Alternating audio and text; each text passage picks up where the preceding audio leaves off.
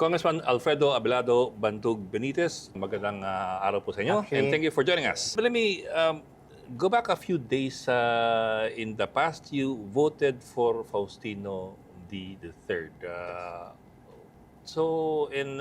But before that, you abstained from voting for Romualdez. So what does that make you now? Where are you in the political spectrum of the House? I'm now part of the majority because I voted for Speaker D, right? And when I abstained during the time of Speaker Martin Romualdez, no, I was considered independent. Okay, so but now I'm still independent as far as political parties are concerned, because I'm not associated with any political party.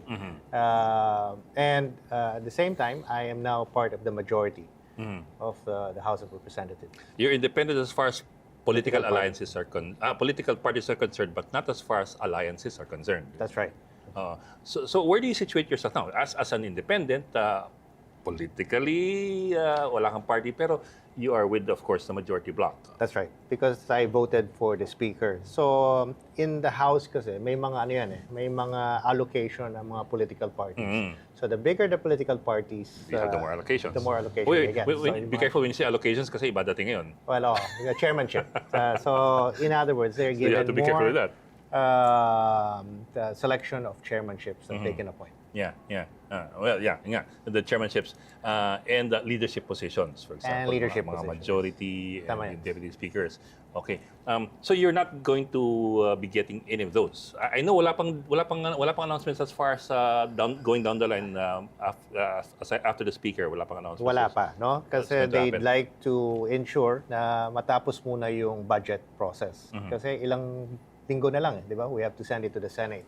So if we start talking about changes in chairmanship, changes in positions, leadership, baka ma-delay yung budget. So we'll make sure that the budget is finished on time before we start talking about major changes in leadership selection. But there's no concern at all na walang changes sa leadership ng committees. For example, Appropriations Committee, considering that, of course, this is a carryover from the previous leadership. Well, yes, but this is not the same as the former APRO chair. As an Hindi na si Saldi ko to. So this is totally new individual. And hindi lang yun. All budget hearings now are actually, they can be viewed publicly. Diba? So you can watch it sa Facebook. Wala nang tinatago. Okay? That's what the new leadership is trying to project. Now, this is under Swansing. Yes. Swansing. Actually, she also made quite a few announcements on reforms dun sa budget process. But I'll get to that later. I do also want to get your opinion about those proposed reforms in the budget process. Pero sir, ang dami kasing naiwan na question marks. Even with the replacement of Speaker Romualdez, ang dami pa mga pending. Zaltico is the biggest question mark that's been left pending. There are a lot of questions as to whether or not the Congress has the authority or the power to require him to come back. I think Speaker D made the first step already. He canceled the travel order. So he is expected to return because he has no more authority to travel. Whether he will do that or not, I do not know. But para siya yung missing key in all of this. Diba? So everybody's pointing to him and he probably has all the answers to our questions. So ngayon, ang question is accountability. Diba? Sino ba ang accountable? Sino ba dapat ang managot sa mga issues at sa mga problema that we are now discussing? And well, you've heard the Senate, you've heard, well, sa House, wag na natin pag-usapan yung House kasi it seems to be that there's a cover-up happening with every time there's a hearing. It's not going towards the direction that we feel would be the right direction to take. Wait, are you talking about the Infracom? The TRICOM, di ba? The TRICOM is the Infracom, di ba? It's public accounts and public works and. Kasi for example, di ba, Congressman Toby had to go to the Senate to show what he knew. That was unusual. Unusual, di ba? And he tried to do it sa House. Pero pinigilan siya. So I think the House TRICOM has lost its credibility to go after this the issue, itong scandal na pinag-uusapan natin. So the Senate is medyo mas ano pa siya, medyo mas open, and doon pumunta si Toby, and he showed what he knew about the 2025 budget and previous budget. And so yun yung ano natin, yun yung we're taking off from that. That's why si Speaker was saying na if it was only left up to him, he would just dissolve the infracom or stop the hearing and pass it on to the ICI. Yes, he can do that, no? Kasi parang how do we investigate ourselves kung kami mismo ang nagiging suspect? Or probably change the chairman of the committees. And We're talking about Terry Ridon. Yes, and put somebody that may be more independent. Those are pretty strong words. You said cover up doon sa committee. Well, kitang-kita naman di ba? People, Toby tried to present his information on what he knew, and di ba, he tried to call Zaldico, but tried to call Benji Magalong, Mayor Benji, and it did not happen. Terry Ridon was known to be a progressive congressman from way back. Nung I agree. siya nasa kabataan I agree. party list, I remember right. Ano pa yun Makabayan Block pa yun dati. Exactly. Until now. But he is now a party list that was majority elected from Bicol. Diba? So, and Zaldico is coming from Bicol. Ako, Bicol is coming from that part of the town. Okay, some very good points there that you pointed out. But at the same time, yes, Zaldico is the biggest problematic phase that we have. But is he the only phase? I mean, maliban kay Zaldico tsaka kay Speaker Romualdez, you're talking about what? 317 congressmen, almost all of them scot-free. Siyempre, it's not just going to be him. There are others that are being mentioned involved, right? The speakers, former speaker, has actually been mentioned. Former speaker, yeah. Right, diba? And then a few others. And so that's the reason why it's very crucial that Zaldico is brought back here para we can find out sino-sino pa ba ang mga involved dito. But I heard from the independent commission, no? They've been interviewing, they've been asking those that have, kumbaga, started telling all. No? Kasi ngayon, medyo medyo you can feel the heat, especially for those DPWH officials. Marami na naglalabasan.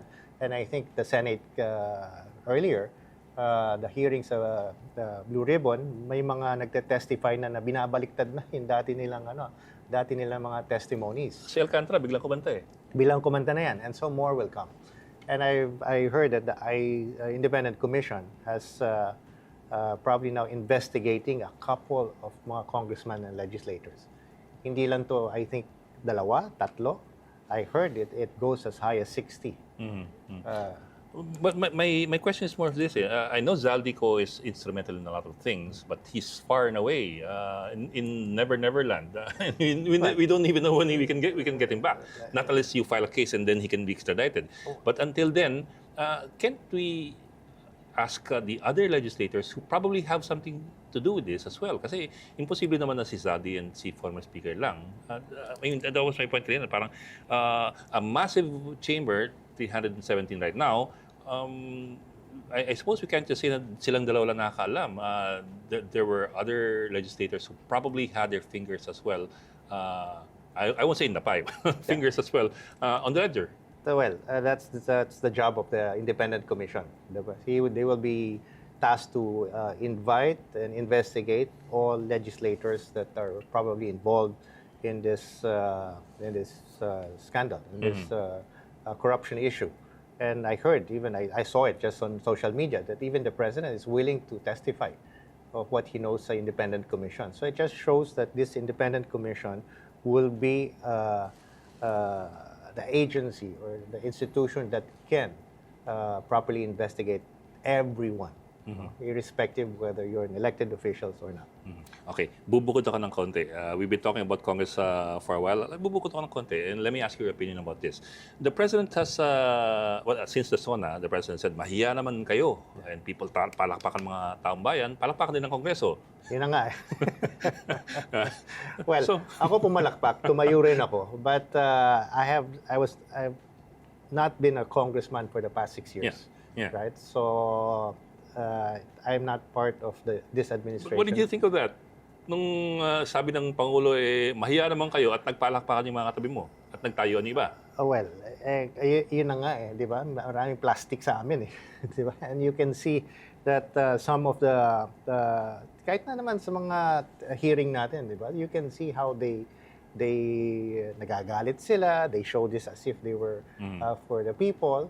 But people see that it's not the case, di ba? You have testimonies coming from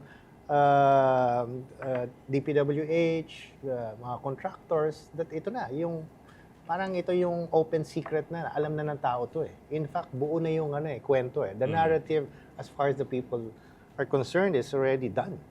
It's already parang finished, no? It's just a matter of the prosecution that everybody's been expecting. So dalawang hinahanap na ng taong bayan. It's not just to prosecute, but also to return some of those ill-gotten wealth. Yeah. We'll get there. Pero what I meant to ask was this when the President said mahiya naman kayo, his critics pointed out na parang, bakit yung Pangulo biglang dumistansya at nagsabi, kayo mahiya? Bakit? Hindi ba siya kasama dapat doon? Kasi sa kanya galing po yung NEP. And I know it's Congress that put together or scrutinized the budget and wrote it, finalized the budget. But in the end, he has a supermajority in Congress. So can he escape, for example, accountability as far as how you influence your people in the legislature? Yeah. You know, when you're talking about, let's say you come from a corporation, right? You may be on top of everything, but you don't know all the details coming out.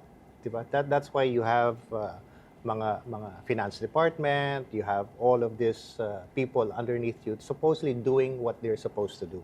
So the president is similar, diba? He may not have all the information of what is happening on the ground. And as you can see, diba, kahit nasa DPWH lang, Secretary Manny Bonoan saying na hindi namin alam eh, diba? We don't have the network, the system to be able to double check that. Pero ang tanong niya is bakit niya ginawa? 'Di ba? Kung alam niya, kung part siya, kung talagang involved siya, why do it that way? Bakit siya mismo ang nagsabi during sa SONA where everybody was saying, mahiya naman kayo? Bakit pinuntahan pa niya yung Bulacan to show a ghost project? Bakit pumunta siya sa Baguio? No? Personally seeing all of these projects kung kasama. Kasi it doesn't make sense, di ba? Kung involved ka, kasama ka, hindi mo gagawin yan eh. You would have done it another way. I get you naman, sir. I think the question naman is not so much whether or not the president had his finger in the pie as well and was making money out of it, but more of whether he has accountability with regard to how he manages the people who are in his supermajority. Kasi in the end, it is a supermajority.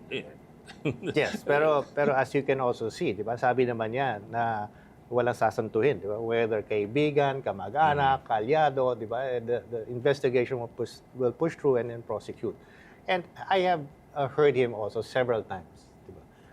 For the whole system to be properly implemented, you have to use technology. And he has signed a law saying that we have to put this data, information, everything that's happening all the way down through a modern system that is easily verifiable. You're proposing blockchains. I propose a blockchain because that is the technology now that allows you not to tamper it. I had to look it up kasi hindi ako pamilya sa blockchain. Parang online ledger yan that everybody sees it. For the benefit of the viewers who probably, like me, do not know blockchain, alam ko lang kasi kadena. It's a digital ledger recording where transactions are as you have more participants, they each have a copy. So, That's right. It's harder to manipulate. kasi you'll have to manipulate everybody. Katulad nito, di ba? Parang if you mention about this small committee, di ba? Every time it comes up, this small committee of 4, and then you find out that the small committee of 4 gagawa pa ng smaller committee of 1 or 2. Right? So, ito, parang nangyayari is napapabayaan ang desisyon kung anong budget o anong resources ang i-allocate sa mga project by these 2 people. And that's very dangerous. It's opaque. it's very opaque. Yeah, so kaya nga I propose this blockchain technology para hindi lang sila ang may alam kung anong ginawa nila. And manipulation is not going to be easy because you have to manipulate everybody down the chain. Well, even if that's possible.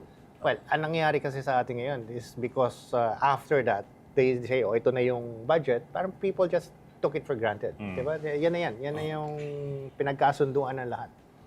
Okay. Sir, atas ako ng konti, kasi you were a congressman from 2010 to 2019. Yes. So you had 3 terms. You had 3 full terms before you took a break. I remember kasi it was a pork barrel scam of 2012 or 2013. We had this massive rally in the Luneta and everybody took part in it and everybody was so proud na we all railed against the pork barrel system and we changed the pork barrel system. It was rendered unconstitutional. So, wala ng pork barrel. But in the end, ng pork barrel na 70 million and 200 million for congressmen and senators, napalitan ng billion-bilyones na wala ng limit. Well, kayo. With allocations, yeah. I'm wondering how the transition day. Hindi ko lang alam kung if you saw it happening while you were there or if it was much later. Pero how did it happen that way na from the victory against the pork barrel, we ended up with from the tens and 20s and 200s of the millions of the pork barrel. Now we have trillions in allocations. So ang nangyari noon was I think the Supreme Court decided that there will be no post-intervention by legislators. So kasi dati nilalump sum nila yan. And then they started finding other ways, no? And as you said, no, parang naging billion na because naka-intact na sa mga projects. And ang malalaking projects na sa DPWH, malalaking infrastructure project nasa kanila.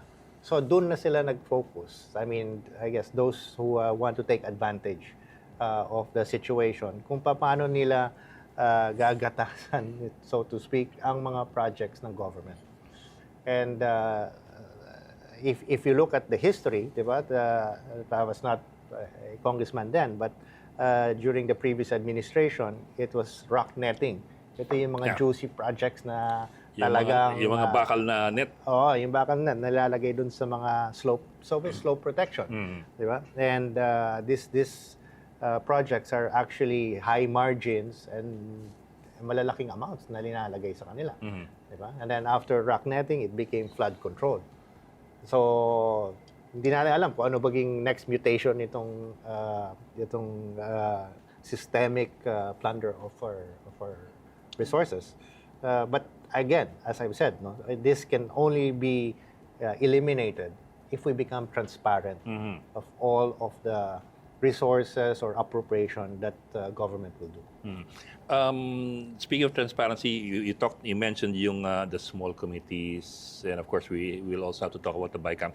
The small committees, how far does that go? How far back does that go? Kasi when I was covering Congress in the 1990s, wala pang small committees noon. Parang dati pagkatapos mapasa ng second reading tapos third reading, parang ministerial na yung third reading . Pagdating sa BICAM, wala na halos reconciliation na lang ng conflicting versions. Now it's not reconciliation anymore of conflicting versions. Now you basically have rewriting of well, nangyari yan, I think, previously, my understanding in the previous administration, hindi naman ganun kasi kalaki ang ginagalaw. Right? So the NEP still stays, parang nakikilala mo pa siya, di ba? Kung sino yung NEP na yan.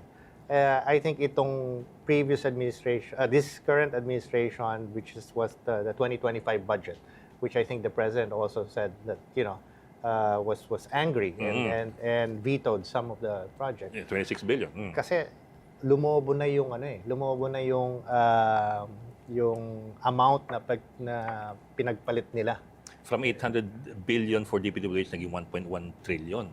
That's Hindi lang yan. 2025. Because if you look at it, no, yung mga ginagalaw lang, nasa mga before, previous administration, is about 200 to 250 billion. Yeah. Mm. Itong last 2025, almost 600 billion ang ginalaw. So as you can see, it is too far, it is too different from yung NEP na sinubmit. Mm.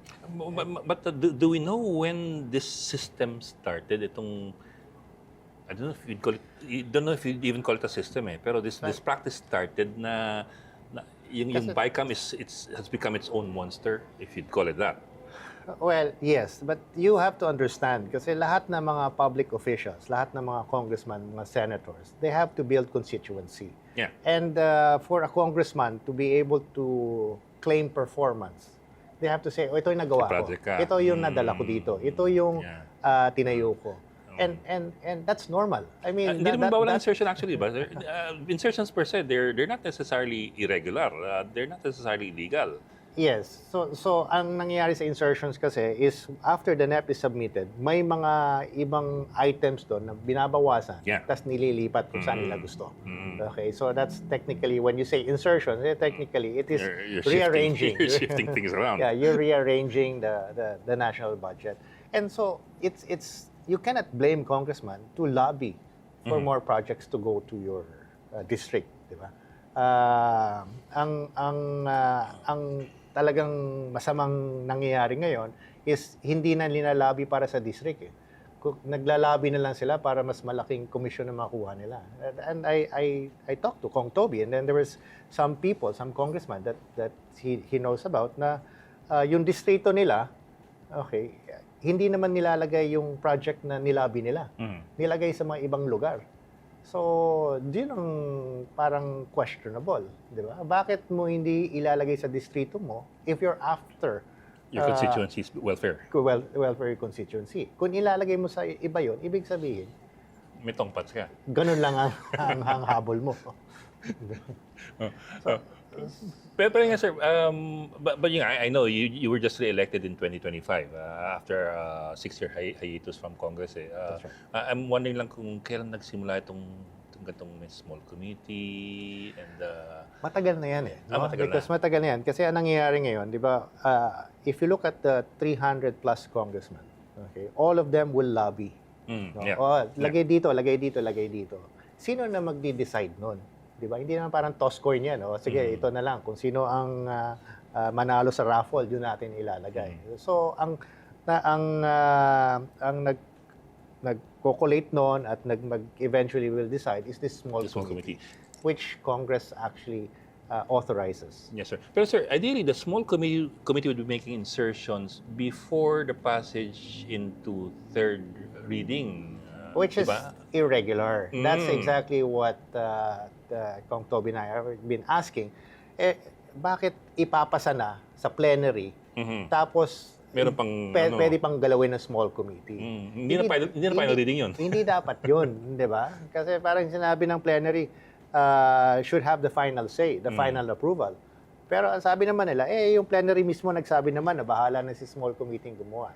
So that practice is what is being avoided ngayon. I think we are now looking at a open amendments, no? And then pag napas na sa second reading, sa plenary, yun na yun.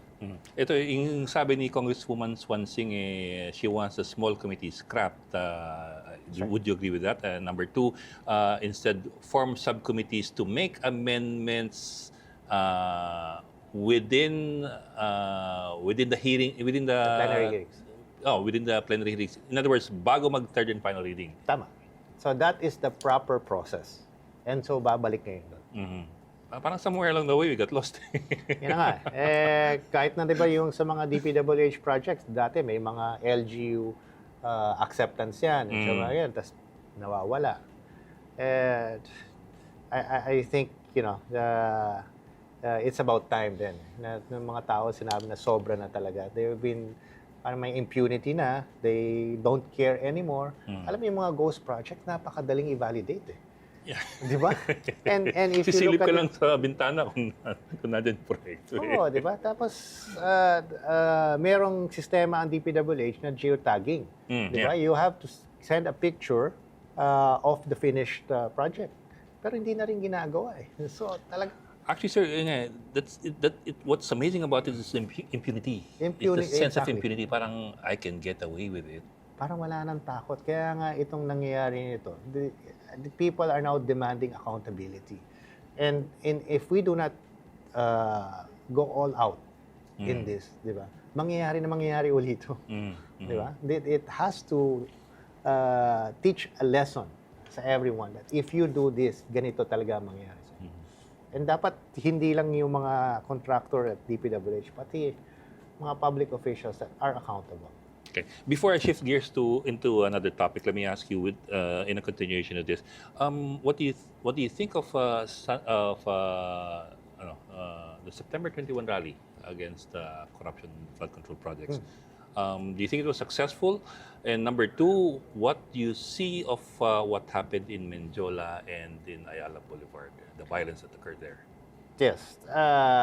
Yung September 21, I think it was very successful because it articulated the sentiments of the public. No?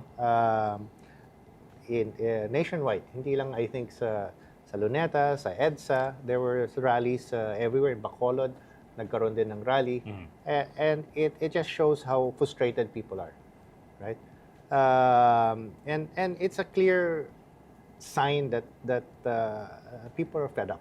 Diba? Gusto nila may mangyari na. Gusto nila may makulong, gusto nilang makabawi malang, at gusto nilang palitan itong systemic plunder of our resources. Yung sa Menjola, I think is more Any point of concern there with what happened in Menjola? What Secretary John Vic was saying, these are people who actually have parang wants to destabilize government. Ano na yun? Iba na yung gusto nila. Remember, the September 21 was supposed to be a peaceful rally, and it was supposed to show what people are feeling ngayon. Di ba? It has nothing to do. In fact, some people are saying na hindi naman parang hingin na palitan ng gobyerno and all those things. It was just to show the sentiments of the people that galit na sila. Di ba? So yung mga ibang group na yun, I think had different interests. What do you think is going to happen? There will be accountable persons to be filed in court. There will be cases filed in court. I'm almost sure that there will be cases filed for contractors, the DPWH officials, and a few legislators. So that has to happen.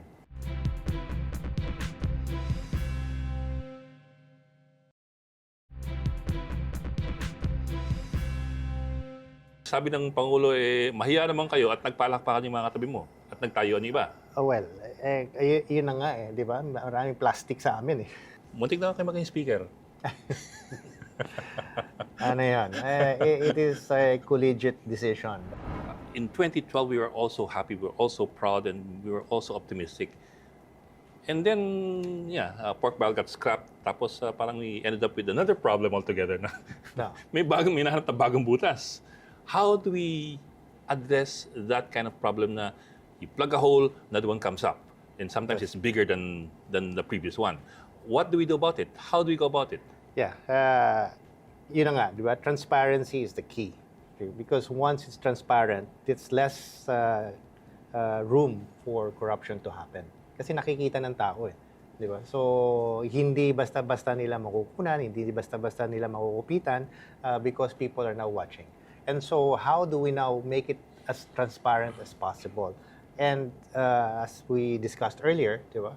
We should focus on using technology to be able to bring the transparency that we're looking for. You talked about blockchain kanina. It's still a concept to me that's a bit nebulous, at least to me. How, for example, how do you use blockchain in something like this, something like the budget? Okay, we go first with putting it in the digital platform. Diba? Remember kung Toby asked the committee on APRO, can I have a copy of the small committee report? Right? Because pinag-uusapan yan, dapat may report yan, inalagay sa archives. Ang sabi nila, wala daw. Okay, tingnan mo na lang, is the difference between NEP and GAB1. Yung ginalaw nila. So, yung pinasa sa Senate, yun na yun yung ano. Yun ang result na lang. Yun na Look at the yung result na lang. small committee report.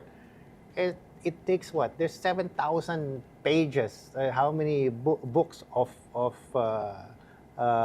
budget report and allocation that you have to go through one by one. Talagang aabutin ka ng siyam-siyam. But ang tanong nga, why not a soft copy? Right? That is on the digital platform. Doon na lang makikita na natin. It's easy to extract, it's easy to find, it's easy to You can manipulate. identify. Manipulate is the wrong word. Pero you can, parang Excel file You can... You can see it already. Mas madali na. May search engine. You can now cluster itong mga project na to. Diba? It's easier to audit and review. So, once it's there, no, tingnan na lang natin kung saan ang mga changes na nangyayari. From the NEP or even from the department mismo. Galing department, papuntang NEP, papuntang GAB1, GAB2, and then GAA. Lahat yan can be put on a blockchain. So, nakikita natin yung galawan from day one. Bago nga lumabas sa NEP, pwede na nga natin lagyan ng parang code yun. Itong code, ito yung mga ganon. Kasi minsan nagkakaroon din ng double allocation. Yung Ghost Project dati, lalagyan ngayon, last year, lalagyan ngayon this year, para hindi na makita, matatakpan na kasi. Di ba? And then people cannot see it because the system, we have AI now, the system does not allow it to flag those kind of projects. But then, we are already in this age and time, may mga AI na tayo that can easily identify those that are double, those that have been funded before. So, nandun na tayo but we're not. Okay, sir. But let me ask you this. Out of the 317 congressmen there, how many would understand what you're talking about? Well, Wouldn't that be a challenge? The congressman from the 3rd District of Negros Occidental, which is not me, okay, filed a bill already to put the budget's blockchain. So he did file that, and that's something that would be the step in the right direction. I understand. But you get what I mean, that it's also a challenge to get people to learn new technology. Well, sa mga millennials ngayon, I think napakadali na nila maintindihan yan. Siguro sa atin na medyo ano pa tayo, medyo old school. But it's a common technology. It's not something that it's not really Greek. Yes, in other words. So, yun na yun. But it's there. I mean, it's something that can be used. And that's the only way we can go forward from this. You know, because the more eyes we have on the budget, on the resources being spent, the better it will be. Parang nga, di ba, when the president asked, we need the help of the people to extract information on this corruption issue. Di ba, yung isumbong sa Pangulo, most of the information that led to the discovery of Ghost and Substandard project came from there. It's making accountability interactive. Yes, in a sense. Yes. So in other words, the people themselves, okay, can do their part in making sure that those that are accountable are brought to justice. Okay, sir, cambio naman ako. Muntik na ako kayo maging speaker. Ano yan?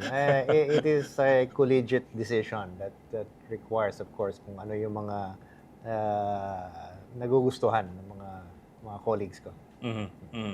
But do you mind talking about it? What happened along the way? Kasi, well, of course, there were many names also mentioned. There was also Toby Chanco, there was also Duke Frasco, and of course, there was you.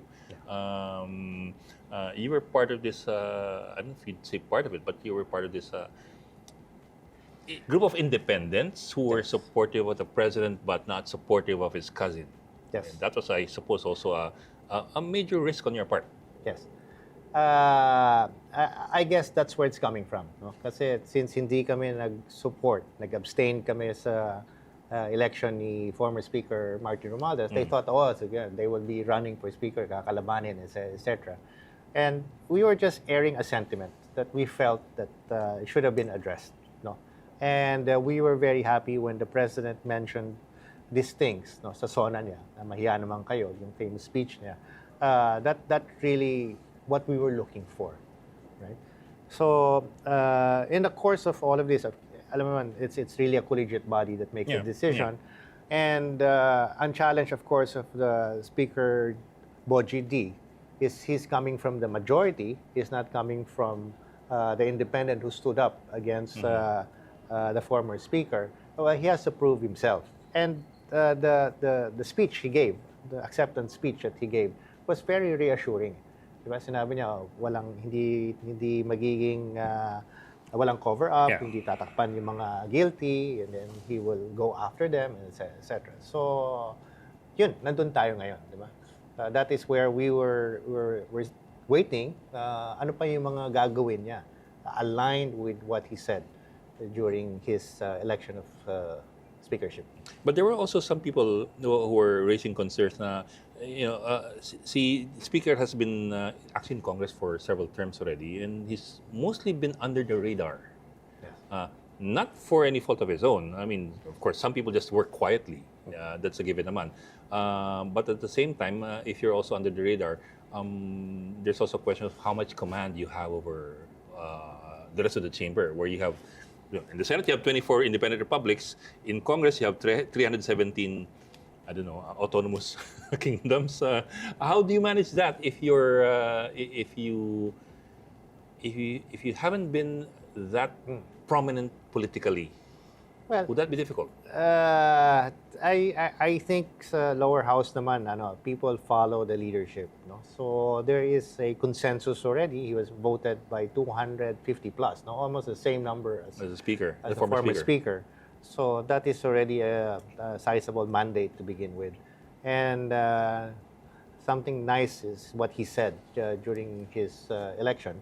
And people would hold on to that. So let's see. Let's give him a chance, because he's so far doing the right things. No, he canceled the travel authority of Congressman Zaldico, and he's been meeting people. Wala pang 1 week, di ba?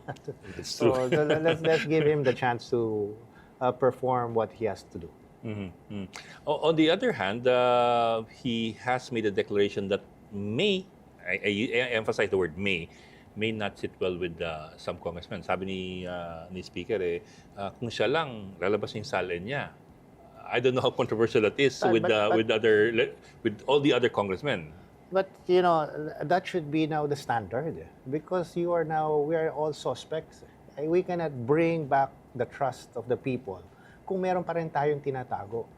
Diba? When you enter public office, it's a public trust. So let all of those details, lahat ng mga maliliit na yan, should not be held back, okay, to show and to regain public trust.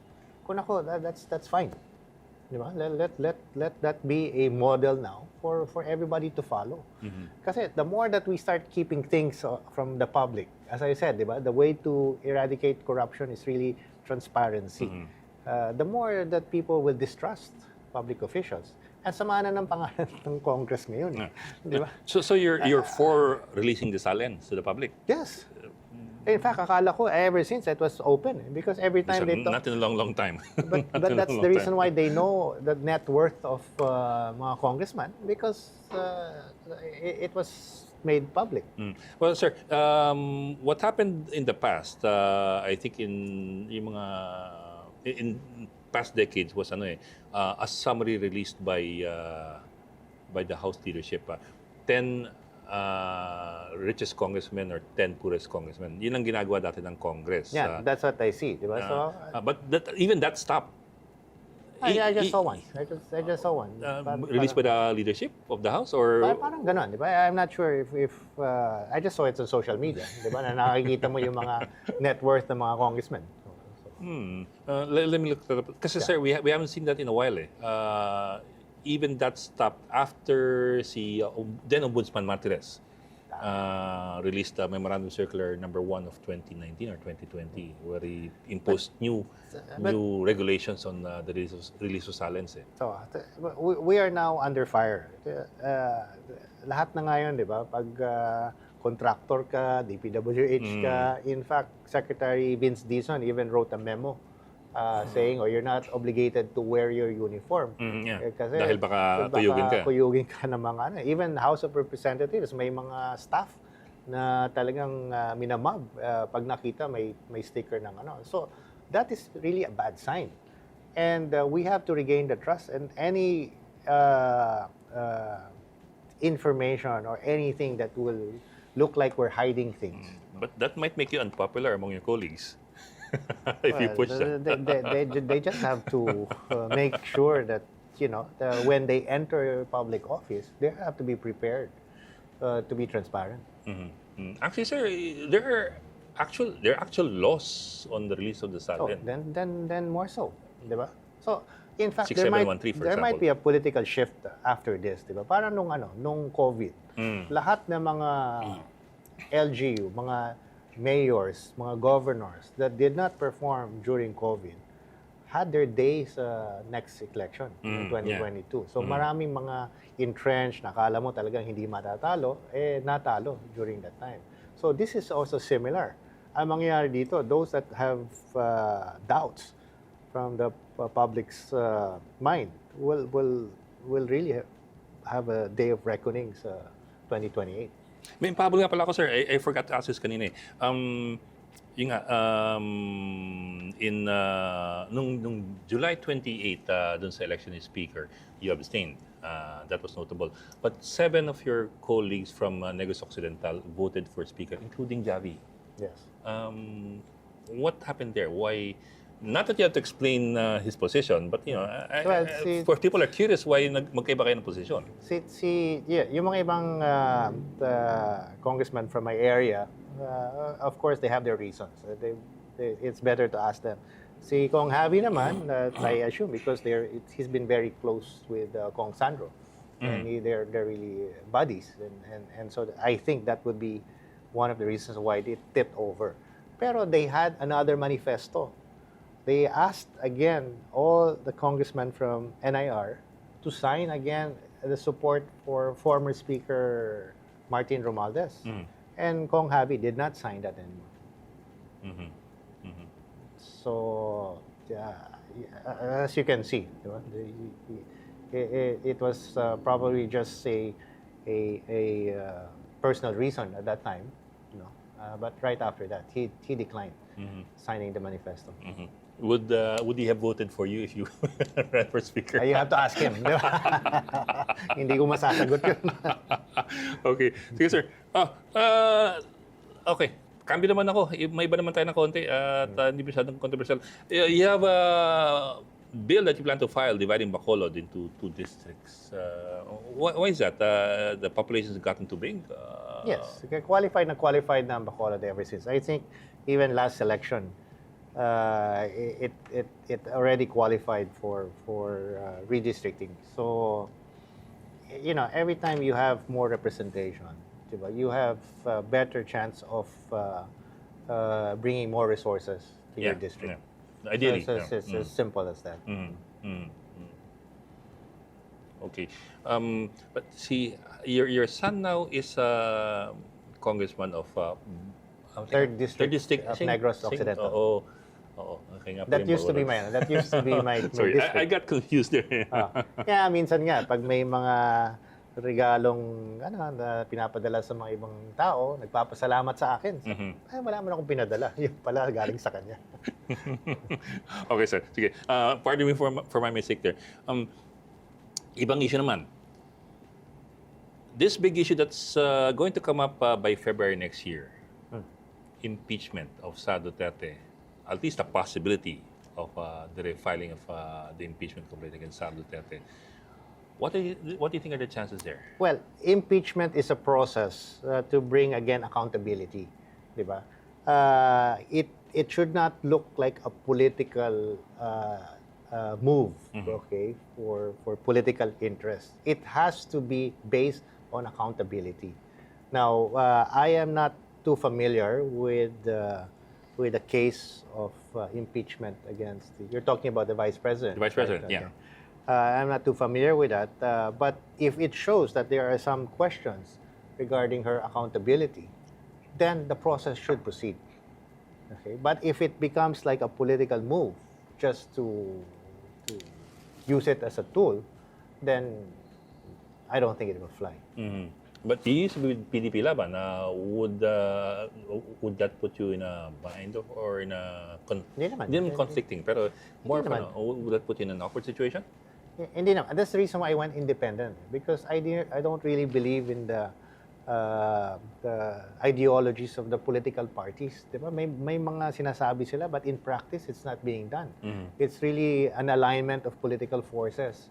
And the stand of the party is muddled. Hindi mo na nakikita kung ano talagang stand ng party. It's either administration or the administration, or if not, I think there's a big donor or Well, a patron that handles the political The party. ideologies seem to have evolved into personalities more than ideologies. Well, exactly. So I really don't stand on the being with personalities, because it has already a notion that diba, you're protecting something. So that's the reason I was also independent prior to Duterte's 2019, right? 2016. Sorry. 2016. 2016, I was independent. I came from liberal and I said, independent na ako. Diba? And then what happens kasi after election, they try to convince me to join the administration party. Ako naman, with looking at a new frontier and may mga pwedeng gawin, then I usually join. So from Yes, sir. liberal to PDP, but after it, Yeah, I was looking at your political history. Nag-Liberal Party nga kayo before you went to PDP in 2015, just right. before the election year. but I became independent in 2016. So in other words, I left the Liberal Party at the end of 2016. But that's also a perpetual, I don't know if you'd call it a problem, but I think of it as a problem, a perpetual problem of a lot of politicians that people keep jumping from party to party depending on who's in power. So you don't really have, wala ka naman talagang parang subukan walang panindigan. What do you stand for? Yeah. Yun yung question parati, di ba? So with what we have right now, the political parties are all personality based. Parang people are muddled.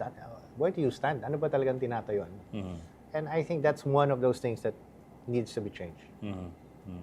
Okay, sir, we're almost out of time. I'd want to circle back to where we're headed now after this very, very controversial, very, very painful chapter in our political history. What do you expect to happen? I know that sounds so marvelously vague, pero I wonder how you look at the next few months or the next.